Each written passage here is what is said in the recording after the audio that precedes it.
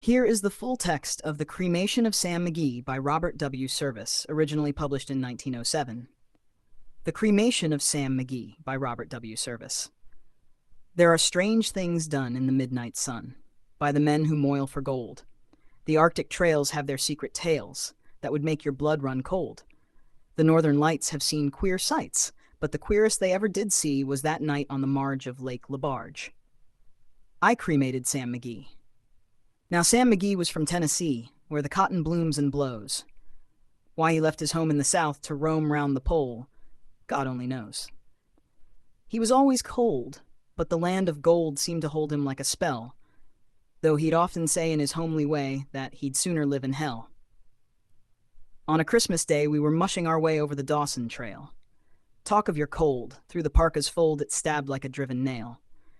If our eyes we'd close, then the lashes froze till sometimes we couldn't see. It wasn't much fun, but the only one to whimper was Sam MacGee. And that very night, as we lay packed tight in our robes beneath the snow, and the dogs were fed, and the stars o'erhead were dancing heel and toe, he turned to me, and "Cap," says he, "I'll cash in this trip, I guess. And if I do, I'm asking that you won't refuse my last request."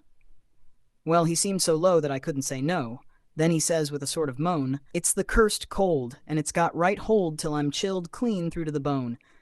Yet 'tain't being dead, it's my awful dread of the icy grave that pains. So I want you to swear that, foul or fair, you'll cremate my last remains." A pal's last need is a thing to heed, so I swore I would not fail. And we started on at the streak of dawn. But God, he looked ghastly pale. He crouched on the sleigh, and he raved all day of his home in Tennessee. And before nightfall, a corpse was all that was left of Sam MacGee. There wasn't a breath in that land of death, and I hurried, horror-driven, with a corpse half hid that I couldn't get rid, because of a promise given. It was lashed to the sleigh, and it seemed to say, "You may tax your brawn and brains, but you promised true, and it's up to you to cremate those last remains."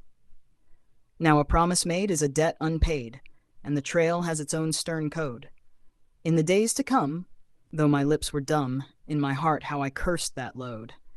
In the long, long night, by the lone firelight, while the huskies round in a ring howled out their woes to the homeless snows, oh God, how I loathed the thing. And every day that quiet clay seemed to heavy and heavier grow. And on I went, though the dogs were spent and the grub was getting low. The trail was bad, and I felt half mad, but I swore I would not give in. And I'd often sing to the hateful thing, and it hearkened with a grin. Till I came to the marge of Lake Lebarge, and a derelict there lay. It was jammed in the ice, but I saw in a trice it was called the Alice May. And I looked at it, and I thought a bit,